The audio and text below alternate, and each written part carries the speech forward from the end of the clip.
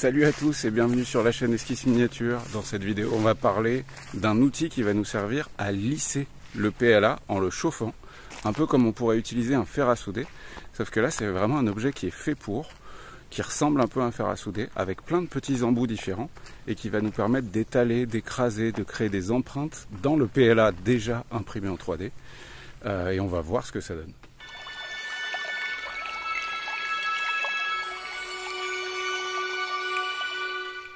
Alors nous voilà devant ce nouvel outil de la marque King Tool 3D. Donc on voit qu'il est livré comme ça. Le prix, je me souviens plus, je crois que c'est entre 20 et 30 euros, quelque chose comme ça, donc c'est pas excessif en termes de prix. On se rend compte qu'on a pas mal d'outils. Sur l'arrière, il nous précise le contenu de la boîte et puis il nous précise également qu'il y a des buses différentes. Voilà. Le seul truc que j'ai remarqué, c'est que j'ai l'impression qu'il n'y a pas de chargeur électrique sur une prise standard, c'est de l'USB.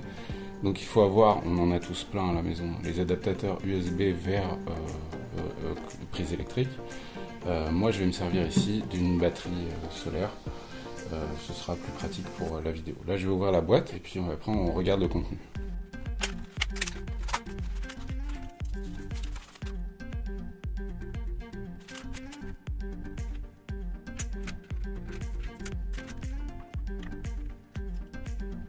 Ok, donc tout est déballé.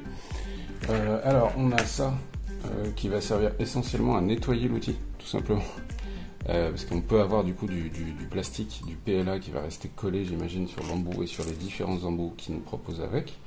Donc je pense que c'est essentiellement pour nettoyer l'outil. Au niveau des embouts, on en a pas mal de différents. Je vais quand même vous montrer. Alors dans ma main, il faudra m'excuser pour la qualité globale, histoire que vous voyez à quoi ça ressemble. Donc on a un embout plat, on a un embout arrondi, bosselé, une boule, des pointes tordues, et c'est à peu près tout. Je ne sais pas dans quel cas de figure ces boules peuvent servir, mais ça peut être pertinent, notamment pour faire des accroches, ou pour mettre des embouts, ou pour mettre des aimants ronds. Vous savez, les aimants boules, ça va permettre à mon avis facilement de créer une empreinte pour ensuite coller un aimant boule. Et là vous avez un truc légèrement incurvé sur les côtés qui permet peut-être aussi de couper bien plat, ce genre de choses. Donc pour le moment les embouts je vais les reposer juste là. Et puis du coup on va voir ce que ça donne. Alors c'est tout simple hein, vraiment. Donc là je l'ai branché sur ma batterie. Si je l'allume, ma batterie est en marche. Ils disent qu'il y a un indicateur de chauffe. Je vois pas d'interrupteur sur ce truc. Est-ce que ça chauffe? Là, pour le moment, j'ai pas l'impression que ça chauffe. Voilà. Simplement que j'avais pas mis la batterie en marche au niveau des ports USB. Alors c'est flou, donc on va. Voilà. Excusez-moi. Donc on a l'indicateur de chauffe qui est rouge. Ce qui veut dire qu'à mon avis, si on chauffe, on va voir ce que ça donne. On va attendre quelques secondes. Il y a un petit truc très ingénieux, je trouve, qui est livré avec. C'est une plaque de métal qui a été découpée au laser avec 2 trous pour mettre des vis, qui va permettre de stocker l'outil comme ça sur un établi. Mais à plat, ça peut également servir pour le poser. Plutôt ingénieux, il suffit de tordre le truc. C'est tout con, mais franchement, c'est pas bête.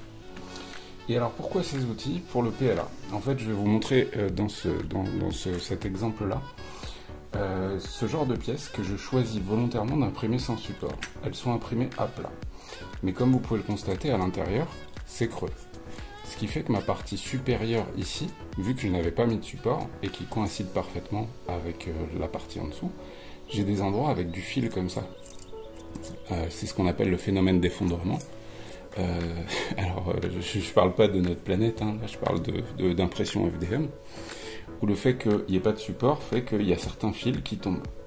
Habituellement, ça, je le fais avec une pince, et en fait, je vais venir découper les parties qui me gênent, tout simplement.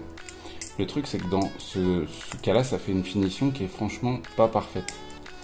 Parce qu'à l'intérieur, alors c'est très difficile de vous montrer, hop, est-ce que vous allez voir à l'intérieur? Voilà, à l'intérieur, on a des phénomènes d'effondrement, vous voyez, juste là, parce que ça a été imprimé dans l'autre sens, hein, qui font que c'est pas plat, c'est pas parfaitement nickel. Moi j'ai besoin, parce que ces objets-là vont pivoter sur eux-mêmes, c'est pour un puzzle game, j'ai besoin que ce soit parfaitement plat. Et ça, pour les rendre plats, bah, c'était galère avec les outils que j'avais. C'est pour ça que j'ai essayé d'acheter ce truc-là, pour voir ce que ça donne. Donc, déjà, ce que je fais, c'est que grossièrement, j'enlève les endroits qui sont moches, tout simplement. Hop, je vais les découper, enfin les endroits qui sont moches. Surtout les filaments qui dépassent, comme ici par exemple. Vous voyez, vous avez un filament. Donc ça, je vais le découper à la pince. Surtout parce qu'il ne faut pas mettre trop de matière. Et trop de matière fondue, en fait, sinon bah, ça va faire tout simplement des amalgames de PLA à certains endroits. Et ce sera pas cool. Donc je fais ma découpe des différents endroits qui me gênent pour le moment. Et ensuite, on va essayer d'utiliser cet outil. Il y a des tas d'autres techniques. Hein. Ça, c'est un outil que j'avais envie d'essayer depuis un petit moment pour faire des objets un peu mieux finis. Sachez qu'il y a plein de gens qui font ça avec un fer à souder et un variateur électrique qui permet de gérer la température du fer à souder. Le truc, c'est que c'est pas si simple que ça de trouver des embouts différents de fer à souder. Et ça, c'est fait pour. Voilà, c'est vraiment fait pour. D'ailleurs, on ne peut pas souder avec. Alors, est-ce que je sens de la chaleur se dégager? Oui. Mais ça n'a pas l'air dingue non plus en chaleur. Est-ce que... Ah, ça marche. Ça marche plutôt bien. Alors, je vais zoomer. Ça va pas être pratique pour moi, mais c'est histoire de vous montrer. Vous voyez, ça me permet d'accéder au fond. Ah, franchement, c'est trop cool. Et du coup, bah, en fait, ça chauffe le plastique, donc ça me permet de l'étaler tout simplement et d'avoir, regardez, quelque chose de plus lisse à l'intérieur.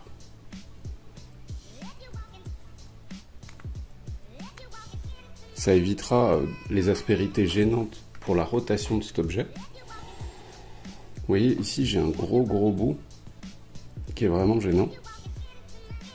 Alors, ouais, il y a pas mal de gens qui me demandent pourquoi t'imprimes en noir. Franchement, c'est galère. Bah, en fait, parce que j'imprime pas pour vous, les gars. J'imprime pour moi ou pour mon travail. Et c'est vrai que si je veux faire des beaux timelapse, il faudrait que j'imprime dans des couleurs plus cool, des filaments colorés et tout le bordel. Le seul truc, c'est qu'à peindre, ces trucs, c'est un peu plus chiant. Alors que quand j'imprime en PLA noir, bah, j'ai le gros avantage d'avoir déjà ma sous-couche noire. En fait, derrière, je fais juste un zénithal de blanc, une sous-couche blanche, soit à la bombe, soit à l'aéro. Et au moins, j'ai pas besoin de mettre une sous-couche noire. Hop, je vais refaire le cadrage. Je suis désolé pour peut-être les variations du son, c'est juste que là, je suis obligé de me rapprocher à mort pour vraiment vous montrer. Voilà, là, on a pas mal d'aspérité. Des débords. Je vais vous mettre un petit peu de lumière.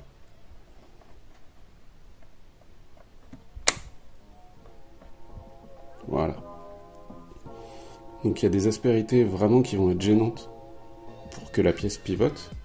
Et du coup, je vais simplement écraser l'outil, qui a une tête plate.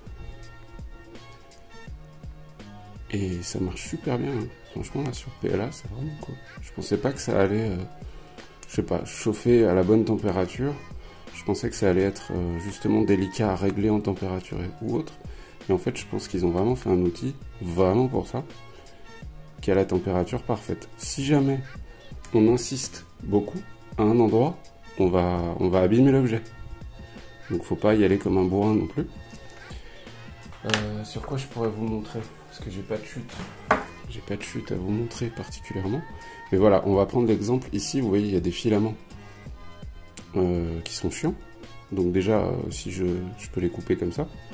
Et vous voyez, si j'insiste, hop, j'ai coupé mes filaments. Et juste à tirer un peu dessus parce que voilà. Là, on a pareil, beaucoup d'aspérité dans le fond, phénomène d'effondrement. Hop, je presse mon objet et j'aplatis le tout.